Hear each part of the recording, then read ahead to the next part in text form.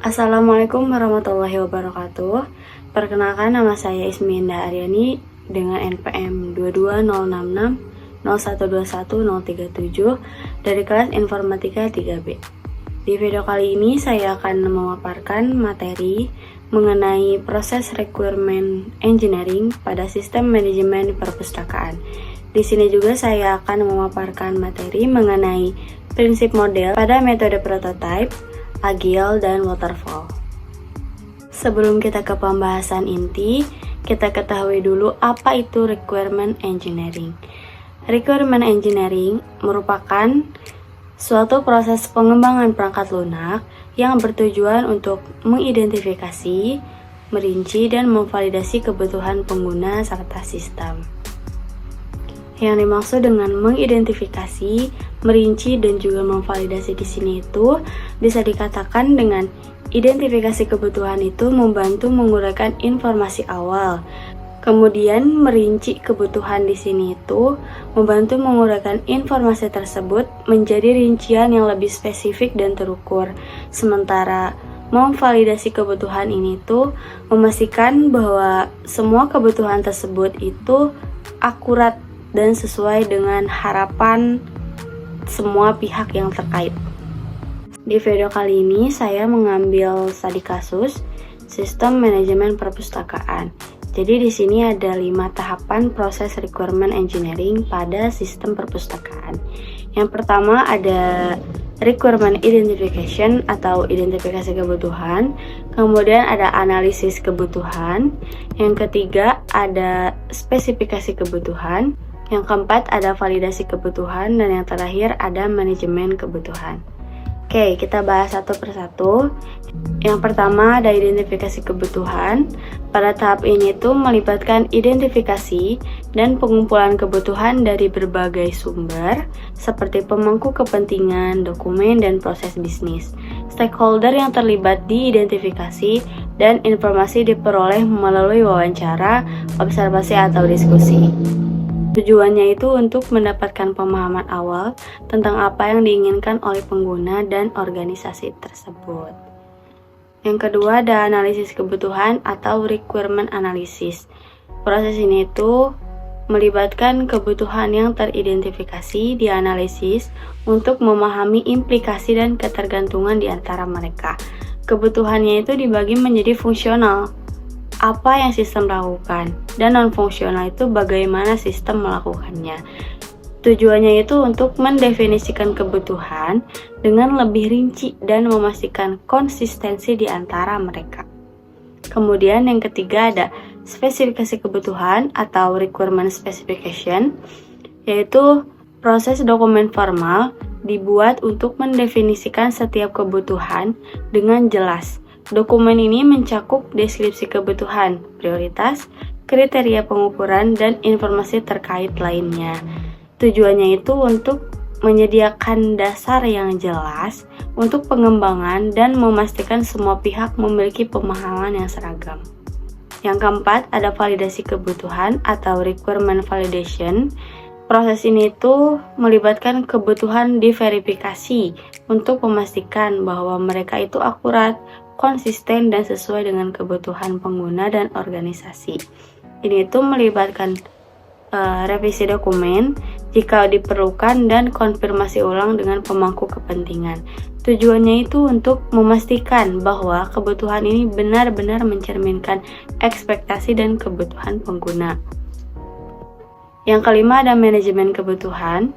Proses ini tuh melibatkan mekanisme dibangun untuk mendukung manajemen perubahan kebutuhan selama siklus pengembangan. Ini tuh melibatkan identifikasi, evaluasi, dan implementasi perubahan sambil meminimalkan dampak negatifnya.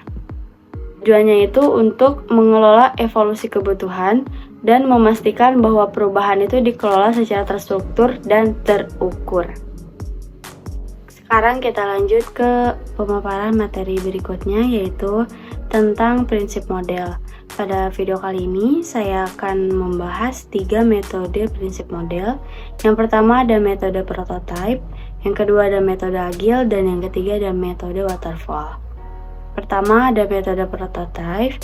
Metode prototipe itu pengembangan perangkat lunak yang dilakukan secara iteratif dengan pembuat prototipe atau model awal yang dapat diuji oleh pengguna.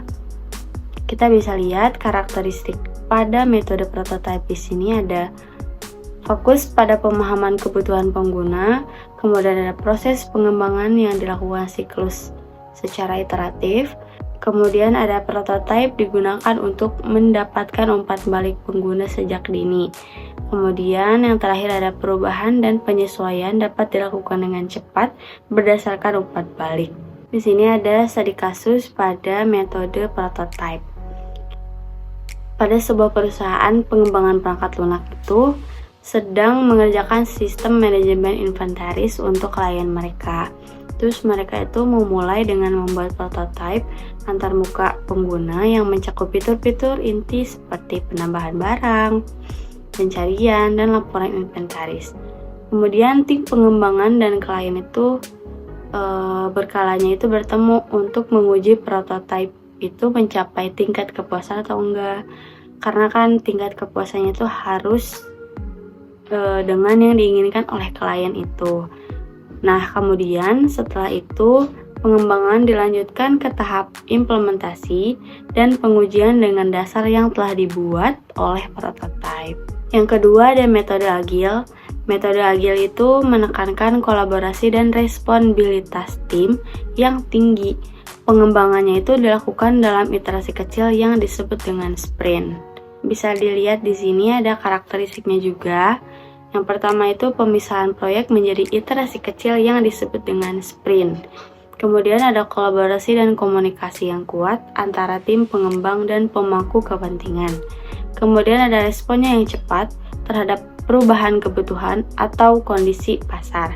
Yang terakhir ada pengembangan ini dilakukan secara inkremental atau berulang. Berulang di sini tuh karena mungkin harus memposisikan kebutuhan yang sesuai dengan kliennya. Kemudian ada studi kasusnya pada metode agil ini di sebuah perusahaan. Perusahaan pengembangan perangkat lunak kecil ingin meningkatkan aplikasi manajemen proyek mereka dengan memperkenalkan fitur pelacakan waktu untuk tugas. Tim pengembangan itu memutuskan untuk mengadopsi pendekatan agil karena mereka merencanakan sprint 2 mingguan, yang dimana setiap sprint itu akan mencakup analisis, perancangan, implementasi, dan pengujian fitur pelacakan waktu tersebut. Jadi setiap akhir sprint itu, fitur tersebut itu diimplementasikan dalam sprint berikutnya. Kemudian, proyeknya itu beradaptasi dengan kebutuhan pelanggan dengan cepat. Jadi ini tuh sesuai dengan karakteristik pada metode agil. Yang ketiga ada metode waterfall. Metode waterfall ini tuh metode yang mengikuti urutan tahapan pengembangan yang linear terbagi dalam fase-fase tertentu. Adapun studi kasus pada metode waterfall di sini itu pada sebuah perusahaan pembangunan perangkat keras mengambil pendekatan waterfall untuk mengembangkan produk baru mereka. Proyeknya itu dimulai fase analisis yang melibatkan pemahaman mendalam tentang kebutuhan dan spesifikasi perangkat keras yang diinginkan. Jadi setelah dianalisis selesai, mereka beralih ke fase perancangan, di mana rancangan detail perangkat keras dibuat. Proses ini berlanjut secara linear hingga tahap pengujian dan pemeliharaan. Mungkin cukup sekian yang dapat saya paparkan mengenai materi proses requirement engineering dan prinsip model pada metode prototype, agile, dan juga waterfall. Terima kasih, mohon maaf apabila ada kesalahan dalam penyampaian. Wabillahi taufiq wal hidayah. Wassalamualaikum warahmatullahi wabarakatuh.